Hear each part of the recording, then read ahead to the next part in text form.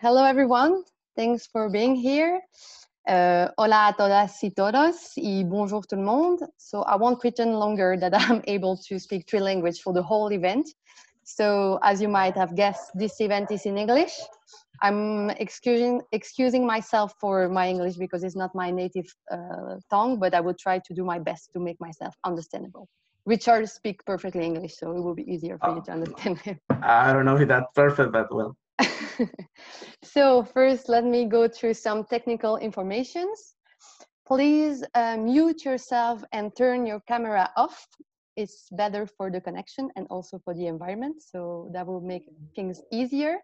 But I can assure you that once you have the word, you can of course turn your camera on again and have yourself unmuted. It's just for the time that we'll have the discussion with Richard.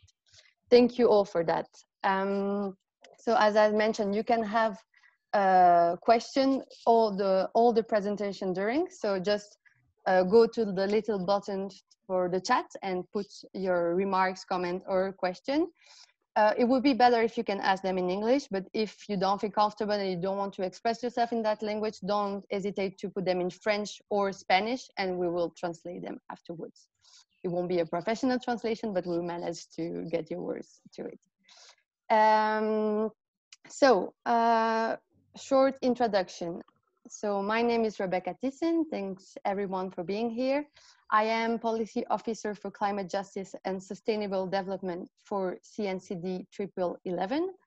For people outside from Belgium, you might don't know what that is. So the CNCD 1111 is the umbrella organization of the North-South organization working in the French-speaking Belgium.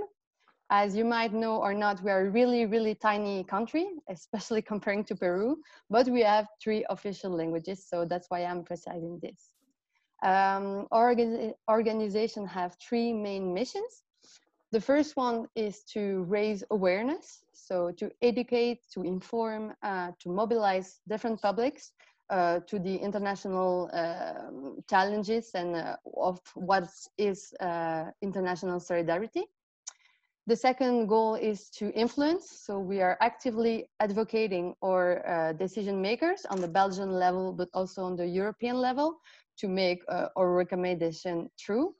That's actually my job. So I'm advocating for climate justice and sustainable development on those 2 levels. And last but not least, we have a mission of support.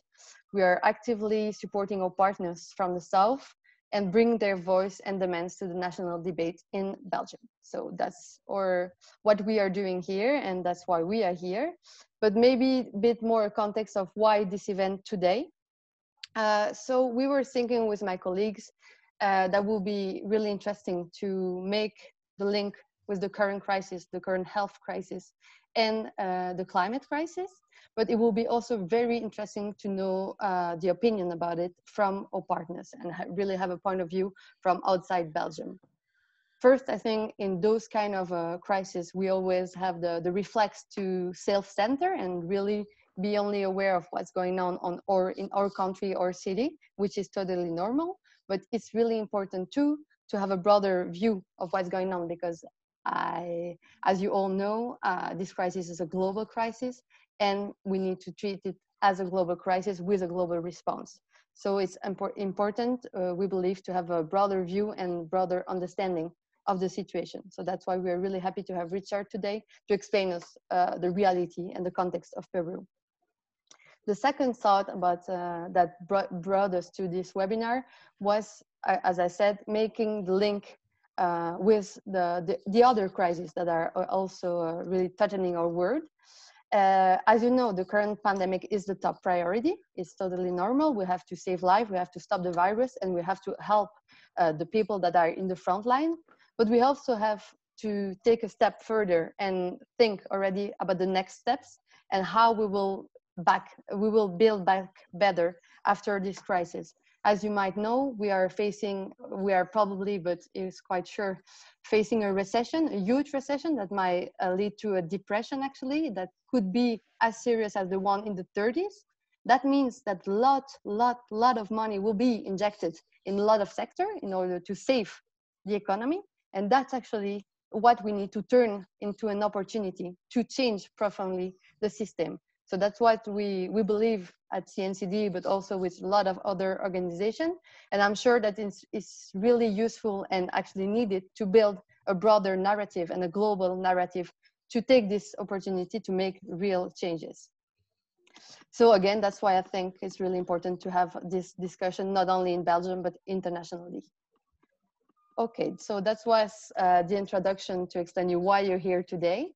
The discussion will take place in two parts. So the first one will be more to get into the reality and the context of Peru. So that Richard will explain us and give you an insight of what's going on there. And the second part will be a more reflective part, and let's think about the next steps and what we can call a green sustainable recovery. And then, of course, you will have the word. So feel free to put your thoughts, question in the chat, and then we will address them at the last part. Just a quick information. So this webinar is the second one of this type. We did it with IT last Friday, and the next one is on June 9th. So next Tuesday. At 12:30 Belgian time. So feel free to join also. It's a completely different context, but I think it will be also very interesting. Okay, so now let me introduce you to our wonderful speaker. So Richard, thank you for being here.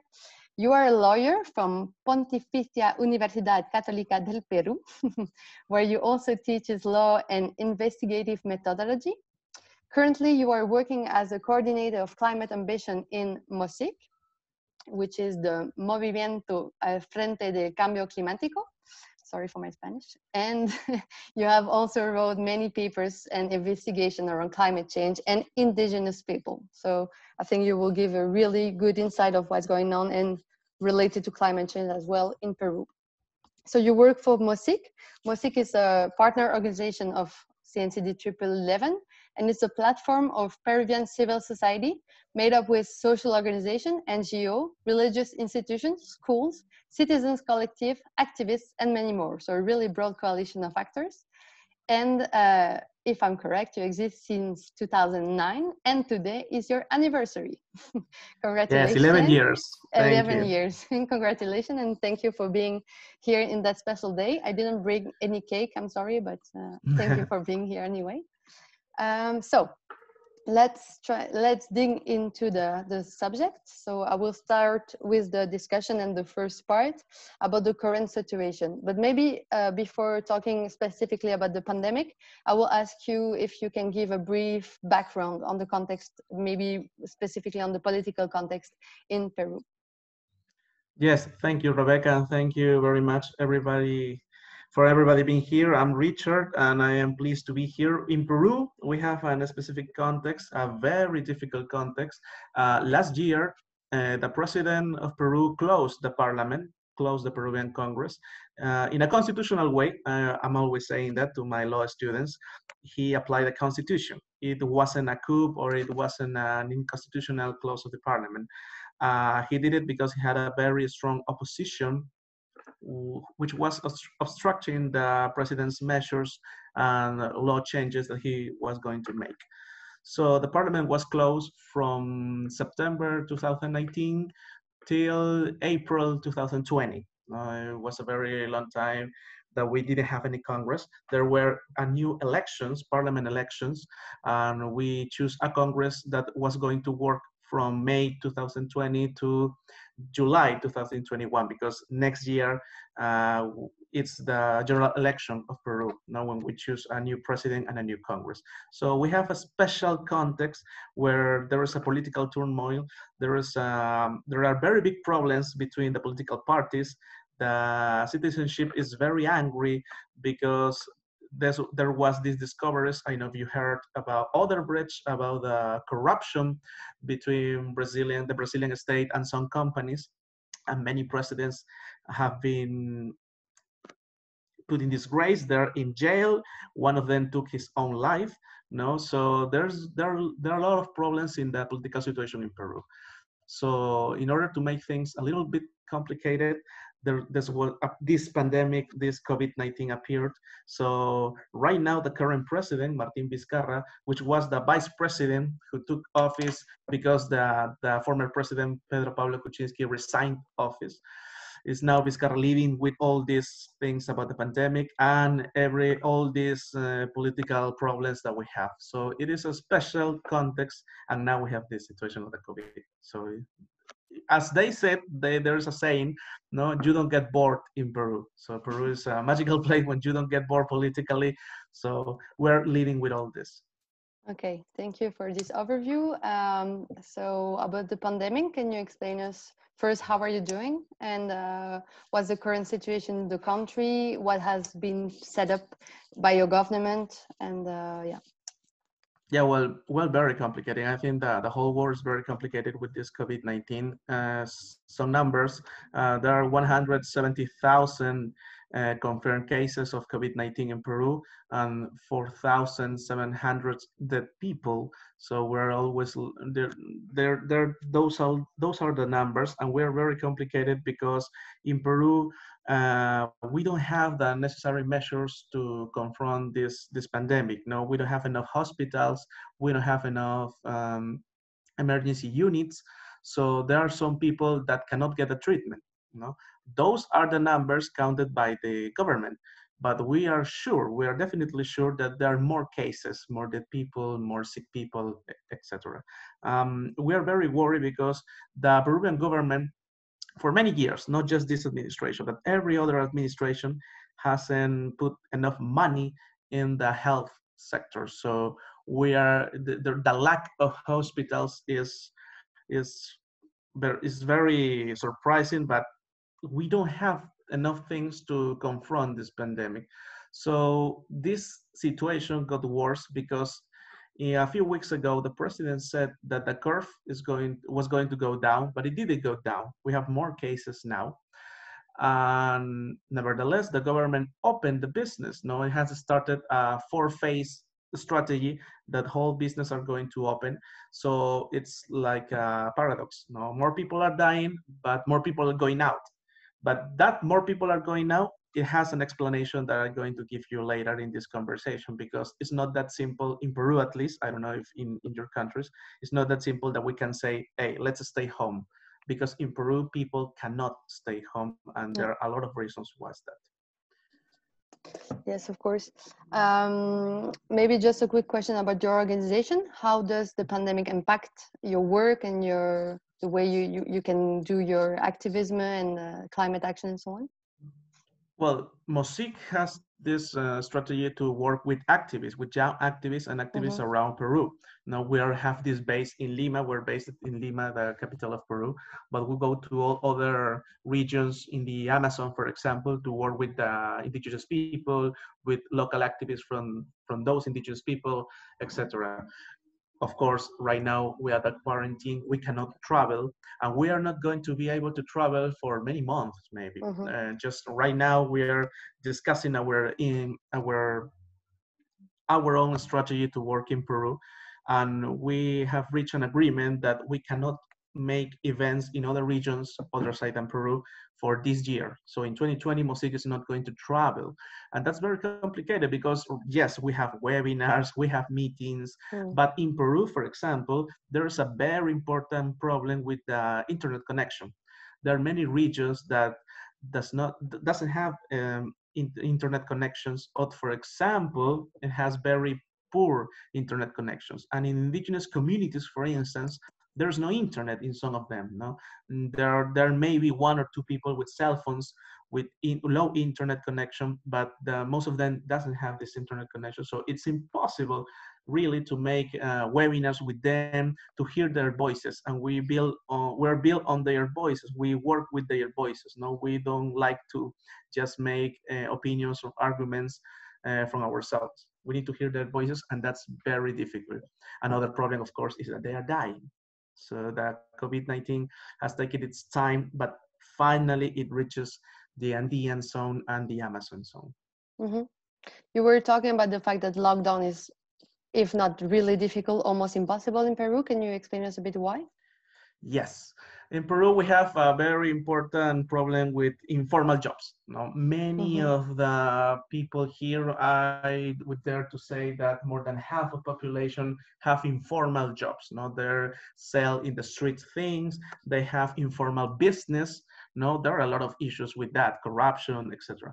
But they have informal jobs, so they do not have the necessary labor rights. They don't have job rights. They Mm-hmm. don't have, for instance, what I could have.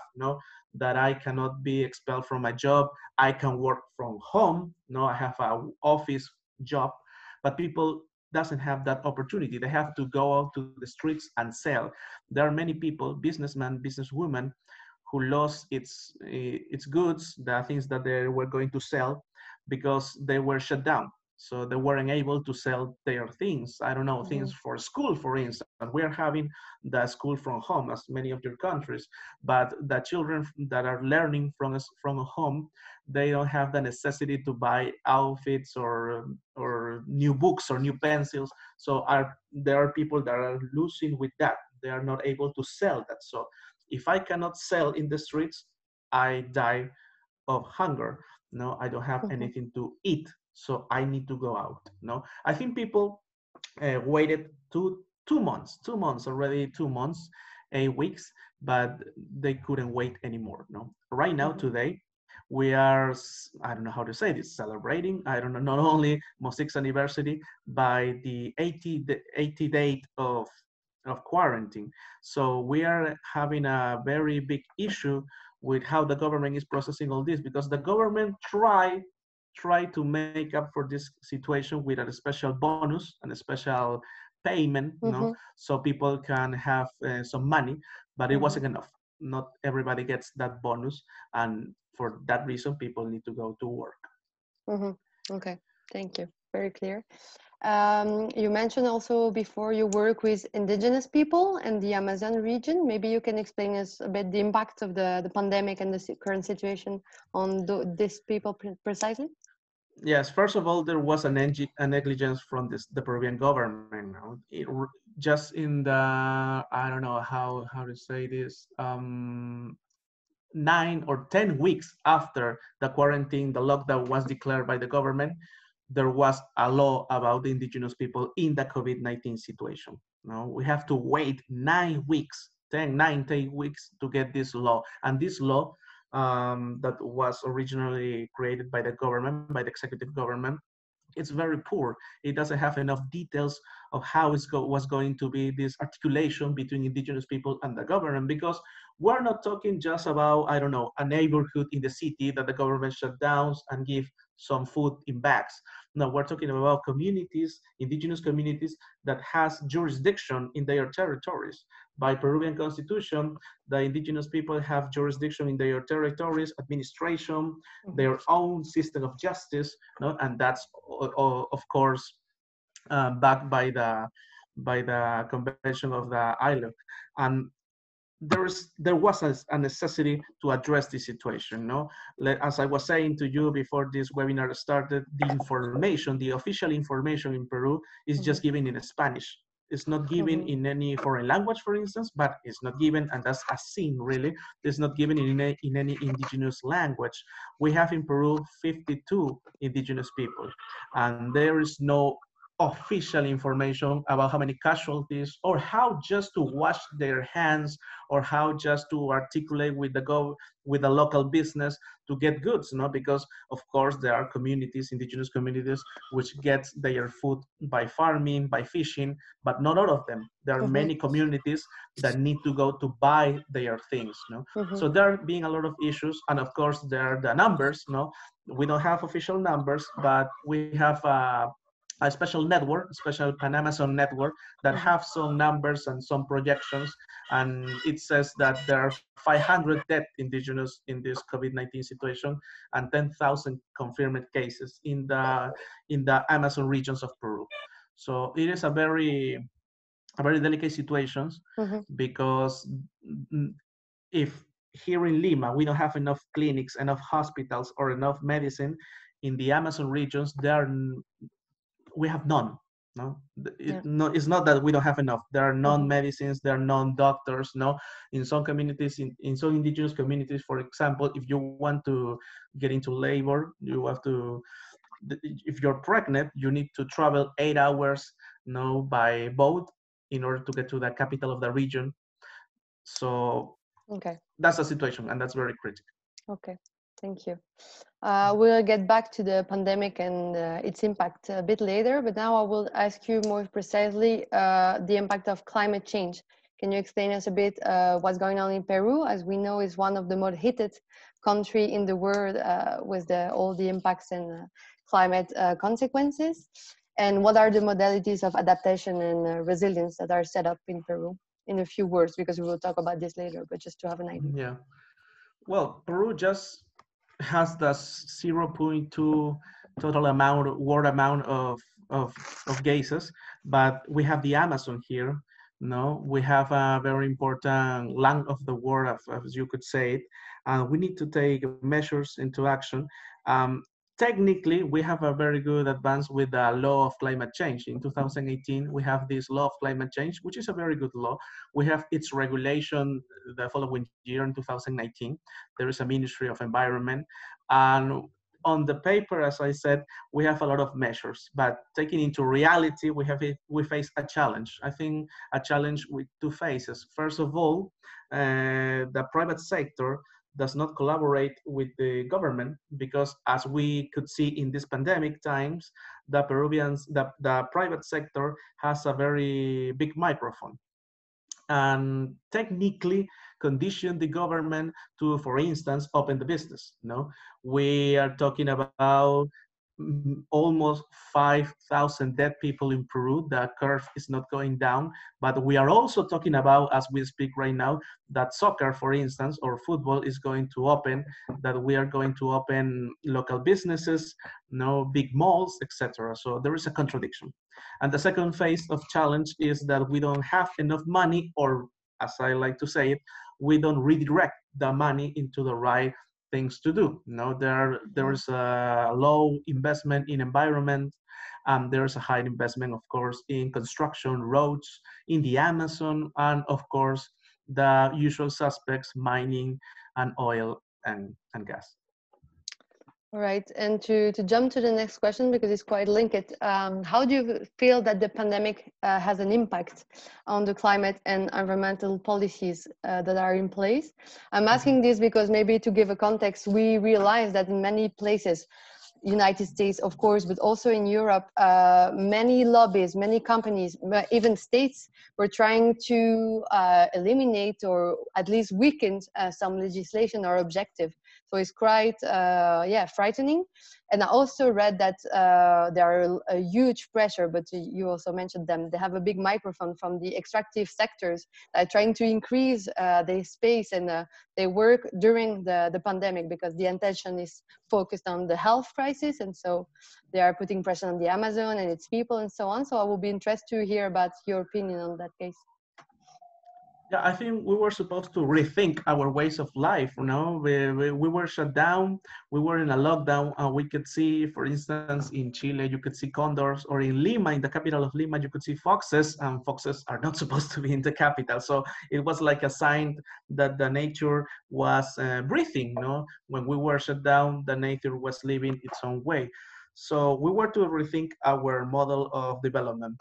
But I think it's not the case. I think that the government and the private sector has just looked this pandemic, this COVID-19, as a misstep, and then they're going to rise and go on as nothing happened.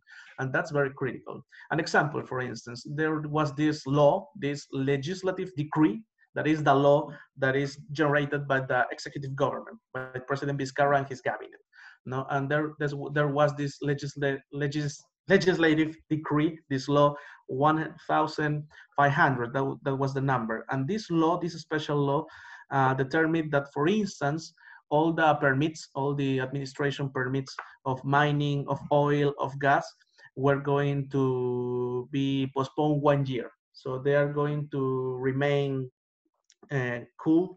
They're going to remain like there was going to be a hold on these projects because of the pandemic, they cannot work. And of course, that could be understandable. But then there were some measures that we criticized.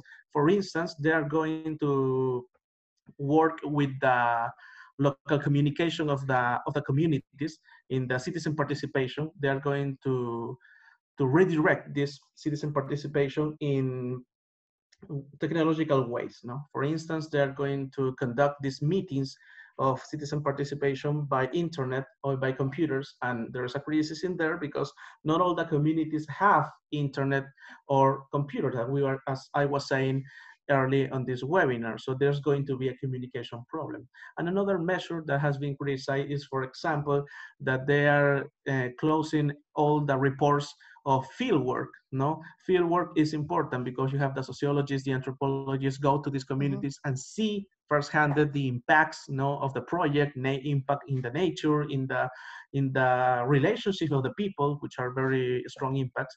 And the government just said that they were not to take into consideration these field reports.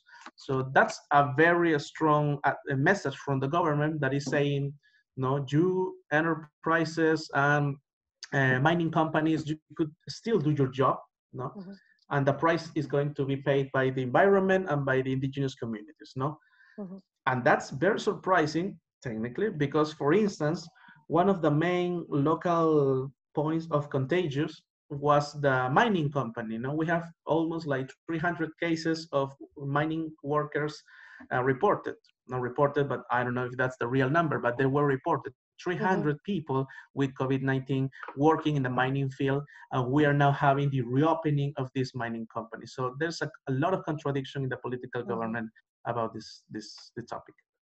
Okay, thank you. And you were talking about the fact that nature have some break, and the earth could a bit breathe now because everything was on hold. It's, I think, the impression that we have now, but if we go a bit deeper, I think everyone will agree that it's only, if not an illusion, something that will not last long, because what we are observing today is actually the economy is put on hold. It's a recession. It's something that nobody choose, but it's what we have to do to stop the virus. But what we really need and what we are not seeing, as you said before, is a transition, and that's real political choices that will last for long term. And so that will lead us to the next part. So how can we build this transition and make the real change that we need?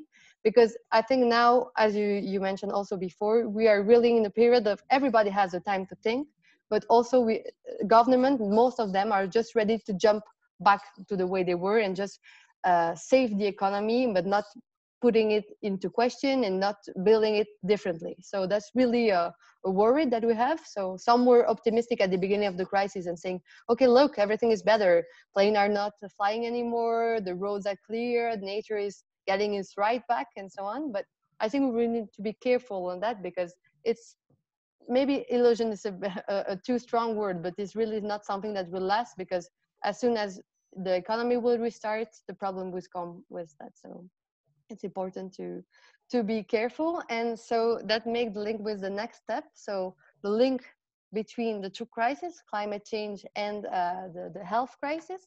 So we know that 2020 was supposed to be a big year for climate, also for the Earth in general, because it was other big summit, also for the biodiversity that was planned this year. But if we only focus around climate, COP26 was supposed to take place in Scotland in November, if I'm correct. But it was all postponed because of the crisis. We believe, and I will hear your thought about it after, but we believe that it was the right decision, because international events are not bearable in those global health crises. But 2020 was a big year because it was really important for the Paris Agreement, as you know. I will explain for the audience, but maybe not everyone is aware of that. 2020 was a really big year because it was a year where parties, so the different countries that signed the Paris Agreement, have to bring new climate plans that have to be enhanced. So new ambition has to be put on the table. Why? Because as you might all know, in 2015, countries agreed to stop to maintain the global warming at 2 degrees Celsius compared to the pre-industrial era. So the global warming has to stay at that temperature or well below, and trying to pursue all the efforts to maintain it at 1.5 degrees. But now, currently, we're on the trajectory that would lead us to 3.2 degrees Celsius. So it's really not what was agreed, and it's really not what scientists are recommending. So to sum it up, we are really not on track, and it's really worrying because we are losing a lot of time. So that's why it was a really big year. Everything is now a bit a mess because of the pandemic and so on. So my first question for you will be, should we maintain our political agenda on climate justice during the pandemic? And if so, how? Yes, I think we should maintain it. I think we can all agree on that. The real question is how, because first of all, I think we lost or we're losing the public debate. You know, we are all advocacies from the environment, from the fight against climate change. I think we have lost that fight in the public opinion. You know, if you ask people, at least in Peru, I don't know how it's in Europe, people are more concerned in where are they going to get their food from, or when are they going to start working, but they're not very worried about climate change. They know it exists. They know climate change. In Peru, we have freezings, we have floods, we have many things that we could see are created by climate change. But people are concerned about other things, and I cannot blame them. So we have a lot of poverty in Peru, a lot of informal jobs, as I was saying, and people are more concerned in the principal needs. You know, when I'm going to go to work, when I'm going to eat, how I'm going to send my children to school, etc. So I think we need to address that situation. We need to win the street, as I said. That's why in MOCCIC, for instance, we have a lot of work with young activists. We have to get those young people into our classrooms, as I said, and we need to talk to them about the necessity to fight for climate change. Now, I think there's a very big human rights agenda right now, very important human rights agenda. The things that we are watching in the United States, how poorly the government is administrating those problems. We are with that people who is writing for the fight of his human rights. But the same amount of energy should need to be put in the climate change situation, and there is not. In Peru, at least, you have some manifestations about climate change. You have NGOs like MOCCIC, for instance, but you don't have a very big amount of people, a political message about climate change. None of the political parties that are right now in Congress addresses climate change. Maybe you have one or two congressmen, a congressman and a congresswoman, exactly, and that's it. There's no more political interest in this topic. So I don't know how we're going to win this battle if we do not win this street. So how to address this situation? I think we need to carry on with our own strategies. I think we need to be right now more than ever very hard with the Ministry of Environment. For instance, she said yesterday in Peru in a presentation in Congress that there was no intention to raise the ambition. And that's very surprising, because last year in COP25 in Madrid, she said that 2020 was the year that the Peruvian ambition was going to get higher. She was going to raise the ambition, and yesterday she said that she didn't have any plans because of the COVID-19. So we cannot let the government use the COVID-19 as an excuse to not address that topic, the hot topics that they were supposed to address it this year. So we need to maintain our strategy in social networks, maybe in the streets, because I don't know how do you see it, but for instance, it is okay to get meetings for 10 people maximum. It's okay to go running in the streets. It's okay to go to work for some cases.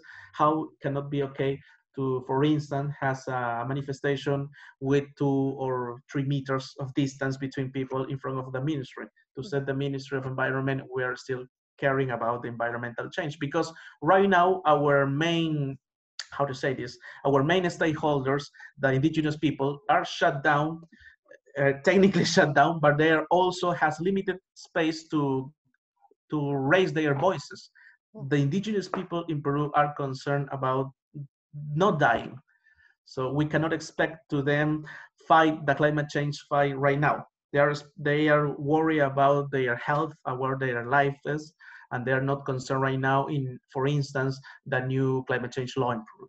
So we need to make another decisions, another strategy maybe, but maintain our strengths against the ministry.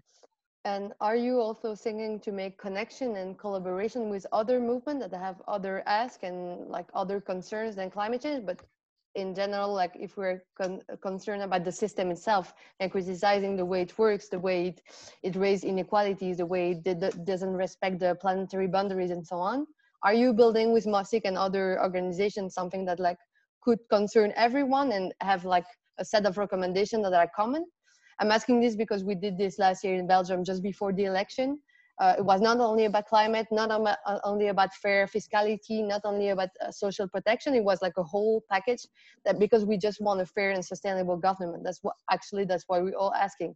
And if we go on that track, actually, a lot of crises could be solved at the same time. And I don't know if it's a dynamic that exists also in Peru or is something that you will work on.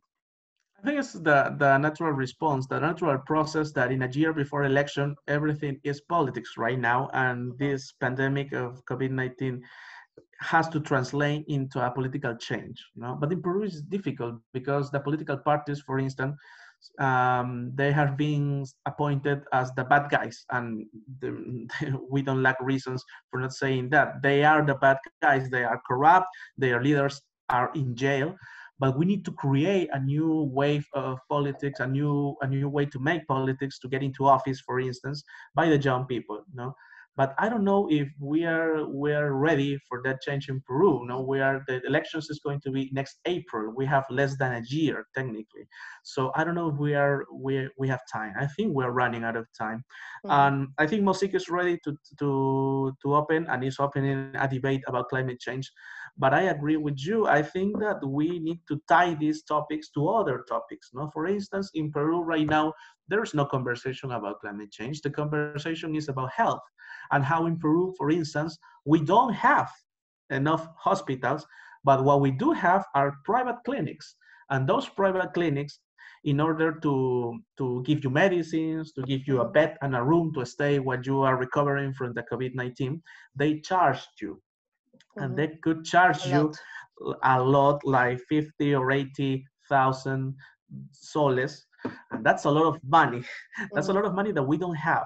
And for instance, last week, there was an agreement between the government and the client and the private clinics, the private sector, that the private clinics are going to take the patients that go to the hospital, to the state hospitals, and they're going to attend them. They're going to give them bed, medicines, food, etc., by a special charge. And that special charge was 3,000 soles, which is still a lot of money. So we are talking about a weak government. It doesn't matter who is in office, but the Peruvian government is weak. Cannot do as other governments, for instance, in Europe, that are technically taking the climate and the private sector and using their resources to attend this pandemic. So we don't have this. There is this polarizing debate about enough measures to attend this health crisis, and other people, other sectors that are criticizing these people with the communist ghost, as I say. There's always still this debate about the communist ghost, about how if you want to give everybody health insurance or health attention in clinics and in hospitals, you are a communist and you don't like the enterprises and the companies, etc. So there is a very big debate, and I think that MOCCIC need to go into that debate very strongly. Not only talking about climate change, we need to talk about the change of how we are living, the change of production, the change of how we are employing people, and other things like, for instance, the control of the prices of the medicines, etc., etc. We cannot remain in our spot. We need to get out there and make real politics. Talking about tying a subject to another, how do you see the links with maybe not just climate change, but the ecological crisis or relation to nature, the biodiversity loss and so on, and the current pandemic? Do you see any linkages? Do you see any differences? Yeah, well, I think there is a link because, for instance, and that was very interesting aspect, the Ministry of Environment started her presentation in the Congress by saying that this this pandemic, the COVID-19, technically was born of the transmission of an animal to a person. You know, she has that theory, and that's a very interesting theory, you know, and she linked that situation to the exploitation of animals. For instance, in Peru, you have people that sells animals in not only in Amazon regions, for instance, that you can sell monkeys, no, or snakes, but you have, for instance, here in the capital of Peru, there's still people who sell exotic birds, for instance, parrots, I don't know, guacamayas. So there is this relationship between the origin of the pandemic and what we are doing to fight climate change, for instance, exploding and selling animals. No, but also there are other links. No, for instance, we're seeing that the community, the indigenous people, they don't have enough resources to get better. They don't have medicines. They don't have clinics. That's funny, as I always said, because in their territories, we have a lot of oil and mining companies. So there are people that are going to their territories, they're extracting the mineral, for instance, or the oil, and they're going away. And they don't leave any real money there in order to make them able to create hospitals or schools or roads or other things. So I think there is a link between, at least indirect link, between how people is confronting this pandemic and how little the extractive energy business is leaving them in, for instance, money, or just let's just talk real. No, they may be destroying their connections with the land or with the forest, and that's also a very necessary situation to address. You know, if I don't have my forest or my land, I don't have a place to live well, so I need to move. And we have many communities that have moved from their original territories to, for instance, Lima.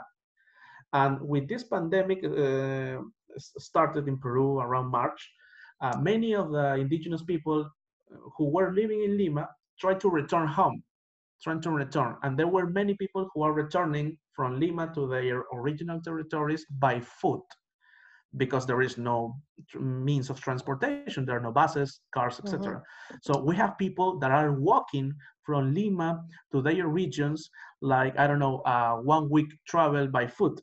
And that's not human rights. No, that's not a protection of the human rights of these people.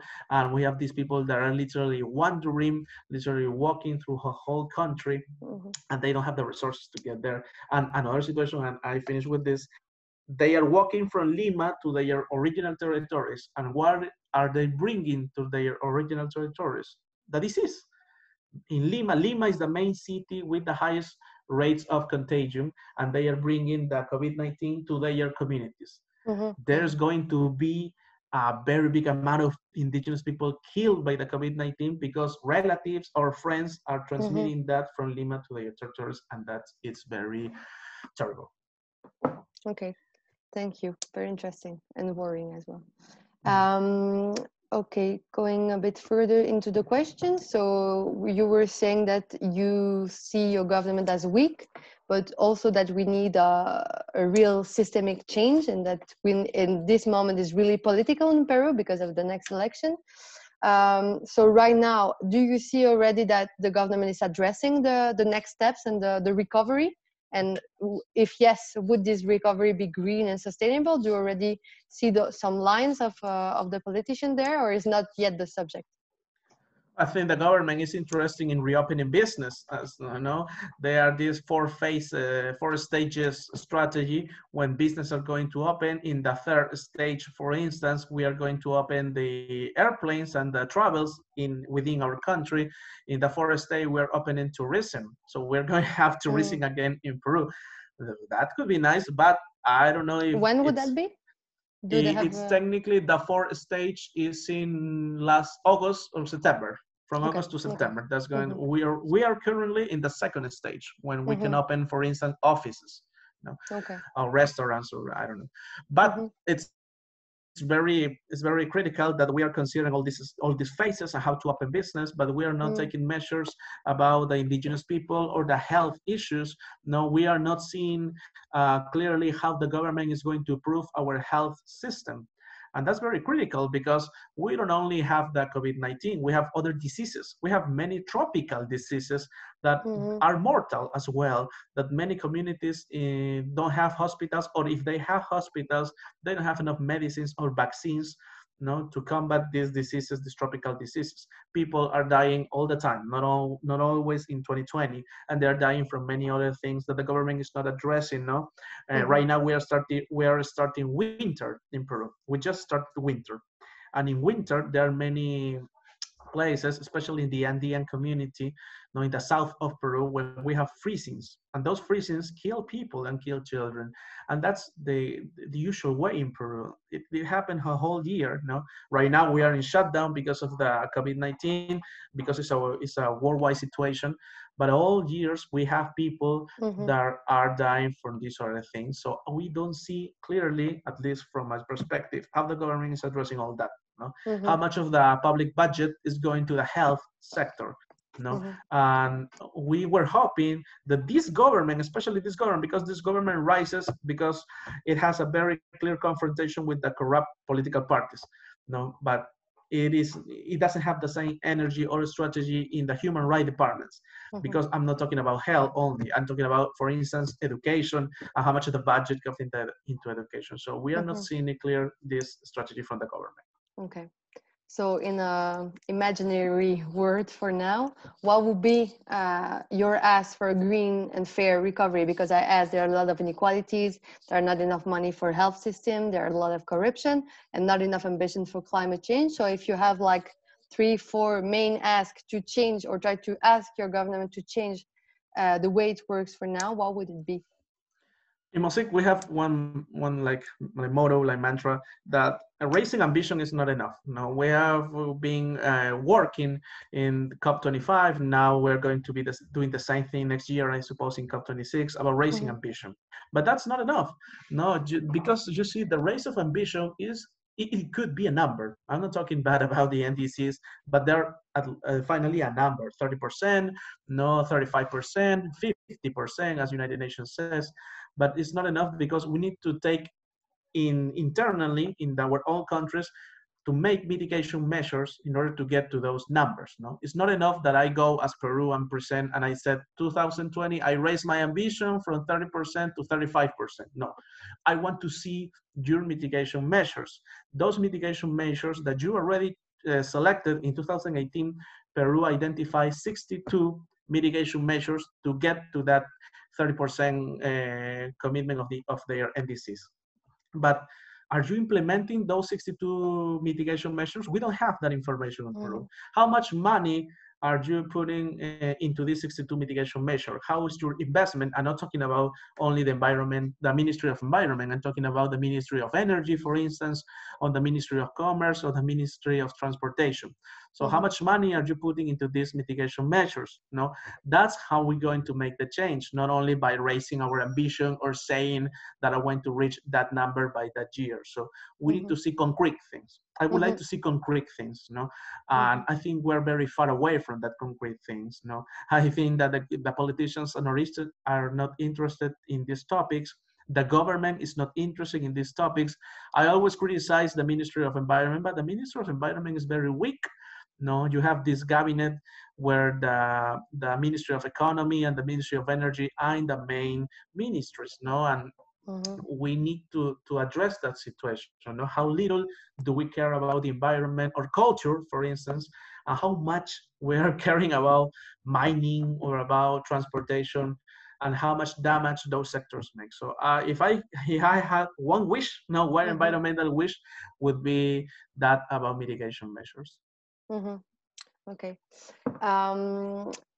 We are getting to the end of this webinar, so don't hesitate to ask questions. I see already a few. Thank you for that, but feel free to also put some comments or thought, because we'll have time also to have a discussion. There's a really big debate on what do we want next.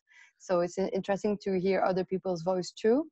Here in CNCD, just to give another view and point of view, we are really thinking about building a Green New Deal. I don't know if this is a notion that you hear in Peru, or is something that goes abroad, because it's something that is getting started in some organization and communities. And it's the idea or having a new deal, the same that the United States President Roosevelt in the 30s put it in place to save actually the economy, but also to fight against inequalities. But so this idea of a really huge deal to change the system and really fight the discrimination and inequalities that were taking place at that time and save the employment, added to green dimension, so also the reach of a low carbon economy. So I'm asking this because my last question was, how do you see the international cooperation and how we can work together? And this could be an idea of a common narrative, because as I said in the beginning, I believe, and I think you agree on that, that we need to fight for the same fights at some point, and now is kind of that moment, because otherwise we will lose. As you said, we don't have the biggest microphone, so we need to get really together to build a broad community of organizations, citizens, and activists that are working for the same topics. And I believe climate is one of the issues that we have to address, but inequalities and the system that built those inequalities and this climate change is actually the same.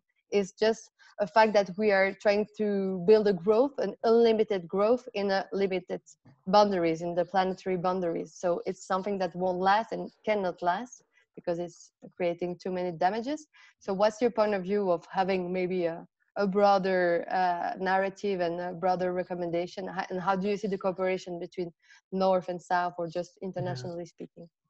I think we need a straight narrative, and I think the narrative is tied this climate change fight to human rights.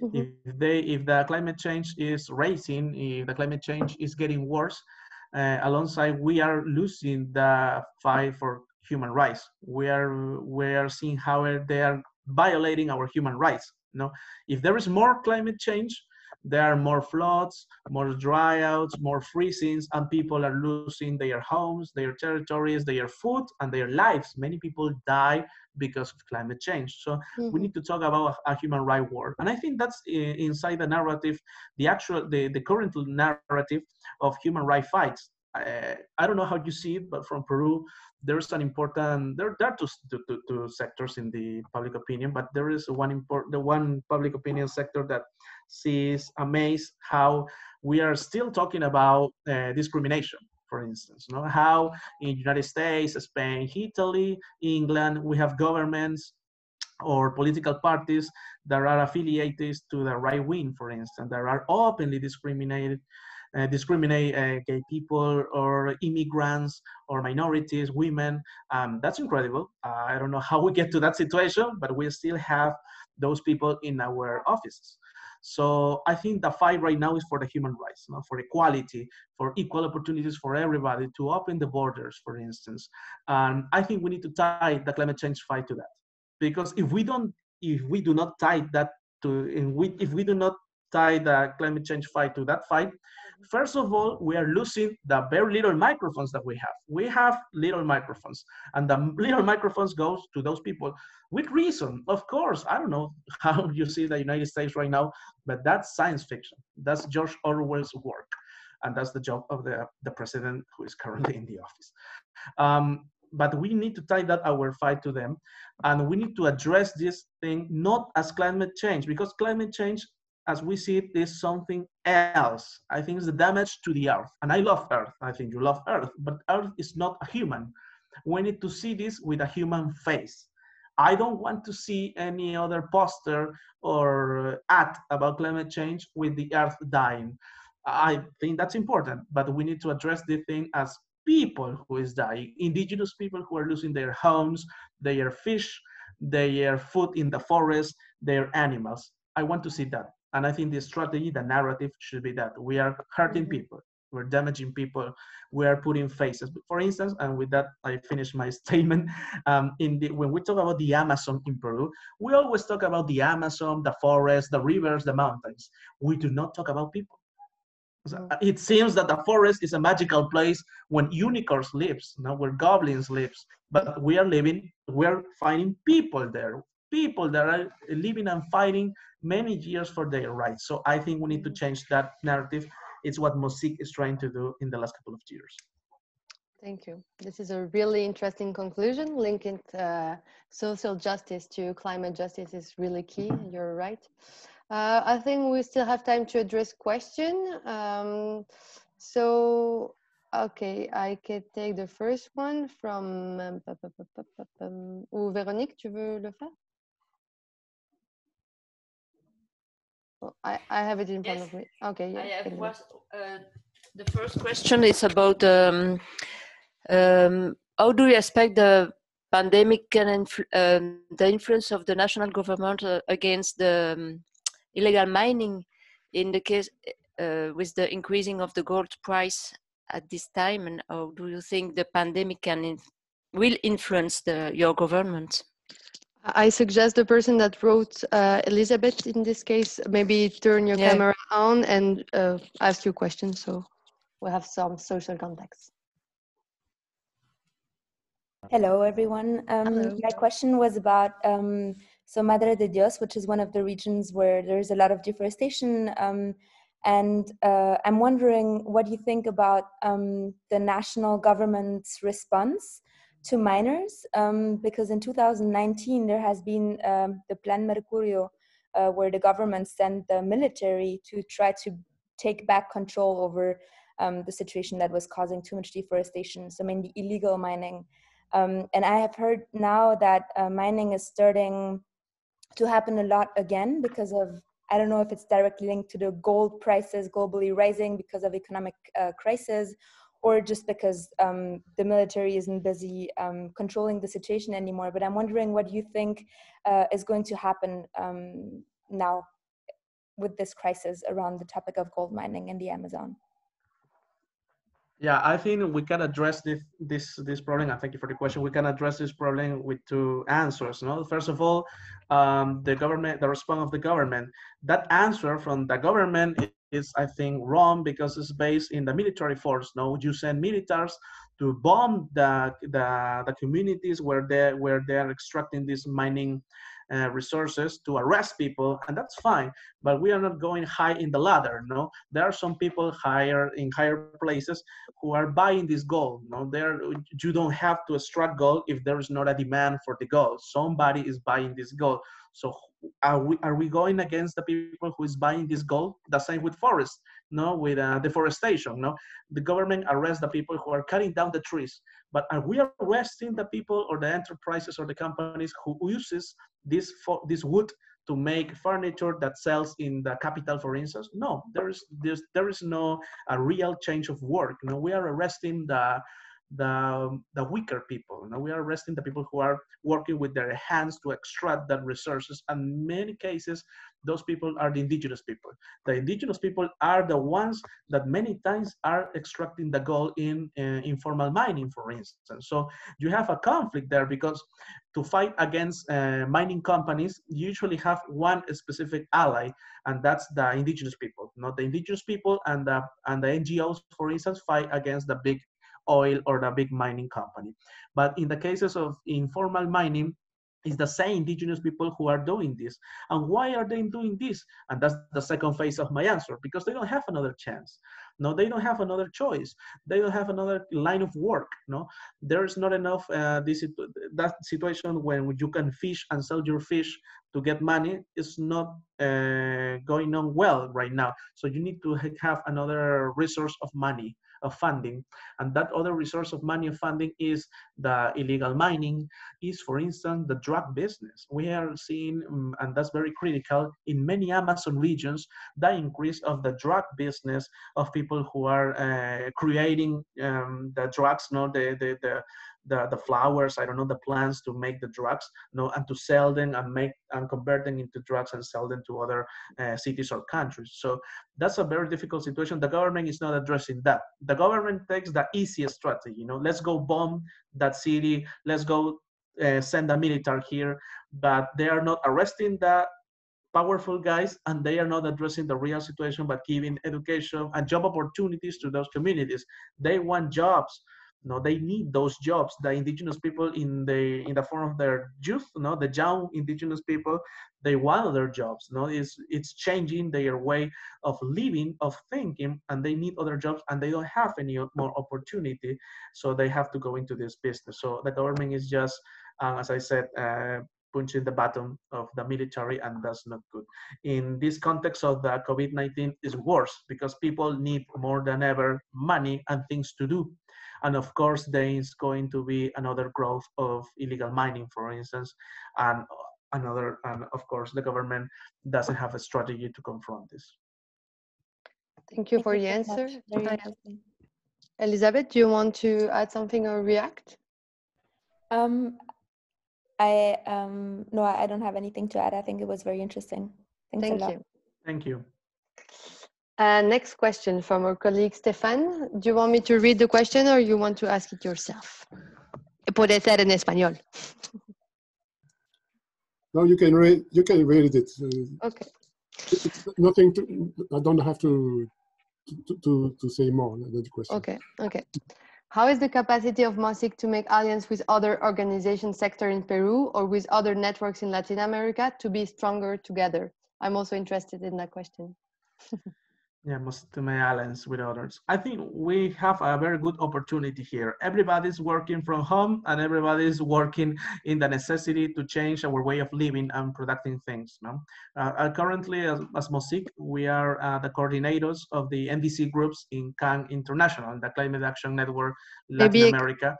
Yeah, maybe explain just what's an NDC because I'm not sure everybody knows. Oh yeah, the NDCs are the national determined contributions. They are the main goals that the state have to reduce the gases in order to fight climate change. No, it's this legal obligation because it's founded in the Paris Agreement in 2015. So each 5 years, the government have to present new NDCs. No, I'm a lawyer, so as a lawyer, I always looking for the binding obligations, the legal obligations, because there is a lot of moral and ethical obligations in this debate. But if something is legal, I could go to the judge and tell the judge to make the government take measures into consideration, which is a very interesting aspect in Latin America. Maybe another day we could talk about the advances in the jurisdictional system of the fight against climate change. But as MOCCIC capacity, we are the coordinators of the NDC group in Climate Action Network Latin America. And we are working with many organizations from all Latin America, South and Central and North America, to fight against climate change, specifically to tell our governments to increase their ambitions. Now we have a strategy, we're making that strategy with messages, with meetings, to work together and to obligate, command our presidents, our ministries to raise that ambition. We make a strategy last year to go to the COP25, and we have many meetings there. We have many presentations. We have many side events, about this topic, and we have that strategy. But I think it's not enough. So when your question, Stefano, how's the capacity of MOCCIC? I think we need to make more. I think, as I'm saying, I'm a little pessimistic. I don't know if you can see that, but I think we're losing the fight because it's not only my country. I talk with my colleagues in Ecuador, I talk with my colleagues in Colombia, in Mexico, and the situation is kind of the same. The environmental policies are not the hot topic there, are not the main policies for the politicians. They're not very attractive to the public audience. We have a difficult to sell them. And I always use that language, and my colleagues criticize me because I am talking about selling a politics, and that's as the capitalism language, as they said me. But well, I'm using the tools that I need to use to win that battle, because if not, we're going to lose it. It's different to other battles. Other battles we have time. We have a lot of time to conquer other battles, but with this battle we only have less than 10 years. Technically, 2030 is the last year that we could make a difference, the point of no return, as United Nations call it. And we are 2021 almost. We are June of 2020, so we don't have enough time. So we need to increase that, and I think we need to do more work together.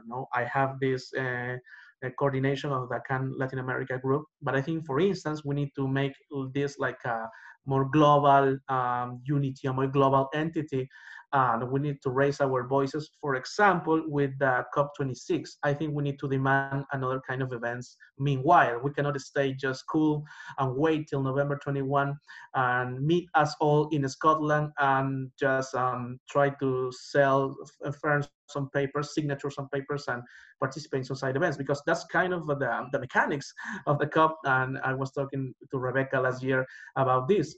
In the COP, sometimes it's just meetings when we cannot make things. And if we can raise our voices a little bit, we're thrown out. Now, remember last year in Madrid, many young activists were thrown out of the building and nothing happened. So United Nations could violate our rights and nothing happened. So I think we need to change a little bit the strategy. The things that are happening in United States right now are telling us something. We need to change our way of protesting, our way of raising our voices. I don't know if it is with violence. That's the topic for another webinar.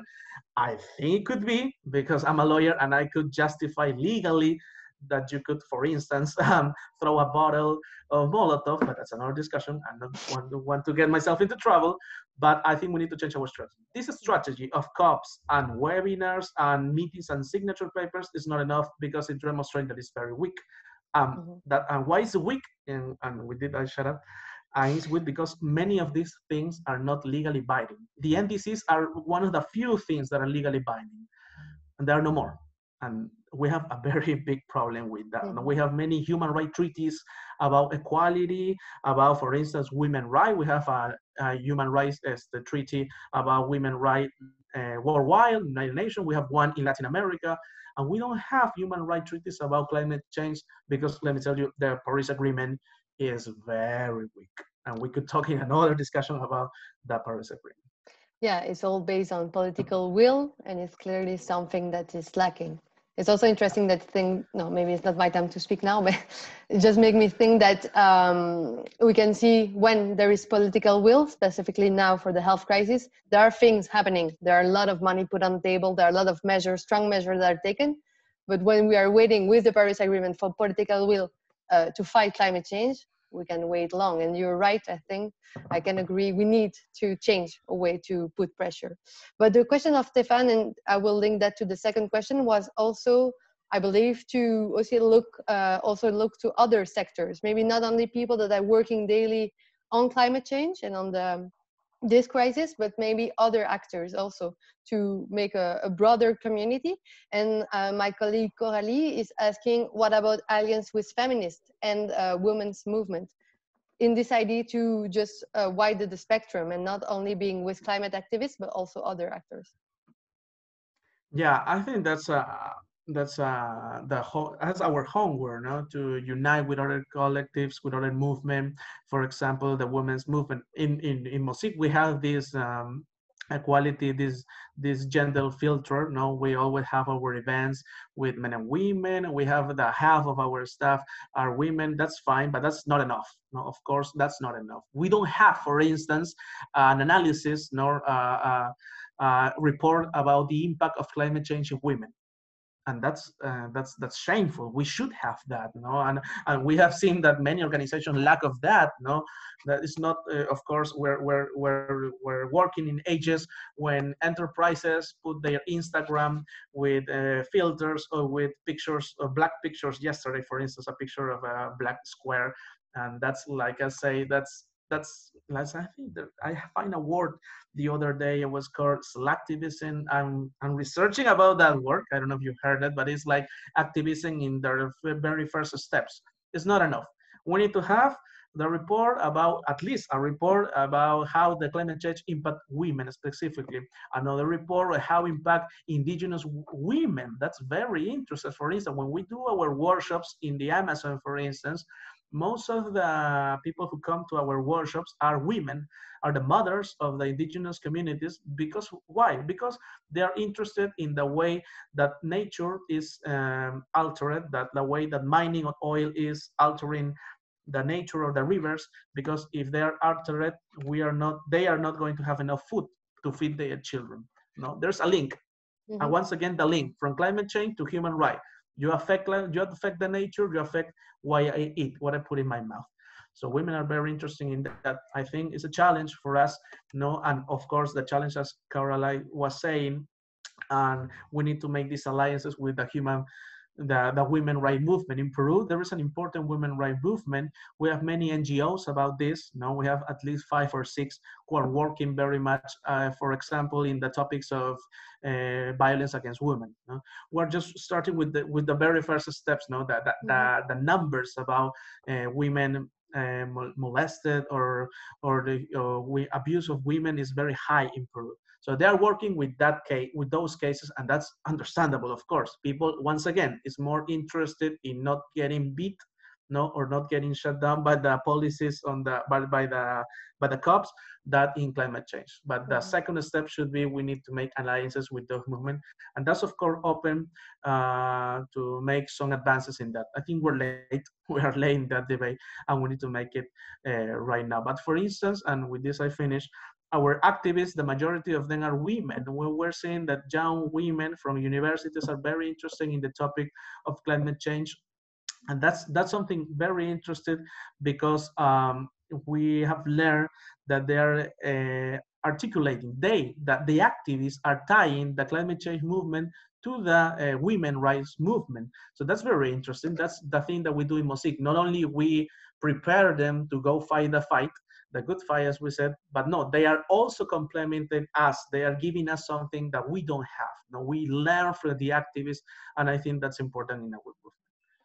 Thank you for the answer. Coralie, you want to add, remark, or? Yes, maybe. I'm not sure if you hear me well. Nice to meet you, Richard. Yes. I think it's really important. Actually, you're not the only one at MOCCIC, like trying to connect those dots together and to build bridges. It's really something that I think everyone in the climate movement is now realizing. Oh, we are really, in 2 parallel tracks, and we have to find a way to fight together, because also in Belgium, we see that many of the activists are actually women and young women. And in their own speeches, they will also link their body, they will say it's all in the same logic, the domination of men upon women, the domination of nature, the right to think that we can exploit the others, the environment, and don't care about the consequences on climate or on women. It's like all in the same logic of capitalism, of toxic masculinities, of the way we actually interact with our world, and what's like the dominant ideology now. It's built upon patriarchy and capitalism and colonialism. And so I think there are a lot of actually ecofeminists and a lot of theories bringing these discourses together. So when you say we have a very active movement of women fighting against violence against women in Belgium, this movement is actually present in almost every country in the world. And most often, you also are active in the climate movement or anti-racism movement, because we cannot really put all these things apart from each other. But it's really complicated once you organize, once you institutionalize in an organization and choose one topic, or like for us at CNCD, we are North South, and it's in our mandate. For you, it's climate. For women's movement, it could be women's rights. And so when you no longer an activist making all this connection, but when you are a structure, it becomes more difficult to build those bridges. But I think it's really crucial we do that now, because as you said, we only have 10 years regarding climate to really see those changes and to be sure that we bring very big changes in the global system. So I can only, really encourage you to keep on doing this work of connecting with others. And I can promise that us in Belgium and CNCD, we will keep on doing the same thing. But we know it's very challenging, but it's really, we see it's really necessary to do so. So it was only to add this up, to say that the challenges are actually the same in Belgium or in Peru. Thank you, Coralie. Thank you. Right, I think we make the turn of the questions and the remarks. So thank you everyone for being here. I think it was a really interesting discussion. Thank you, Richard, for answering all my questions and answering the question of the others. Thank you, Rebecca, and thank you everybody. Thank you, Relay, for the question, the remark. You have my mail, Rebecca, if you want to share my email, because I would like to have this exchange beyond this webinar. Thank you for the opportunity. I think it is important to hear our voices, as you heard mine. I would like to hear you on the questions or in other kind of event, because we together we make the fight better. Yeah, thank you. Sure. And excuse me for my English, because I didn't use my English since COP25. So okay, it's a bit congratulations. Rusty, but, yeah, but thank you once again to my friends there, and a huge hug from Peru. Thank you, and we see each other the latest in Glasgow next year. Of course, we see. All right, thank you everyone. This webinar is recorded, so feel free to share it after on Facebook and so on. So yeah, thank you again, and see you soon, hopefully. Thank you. Bye. Bye. Bye.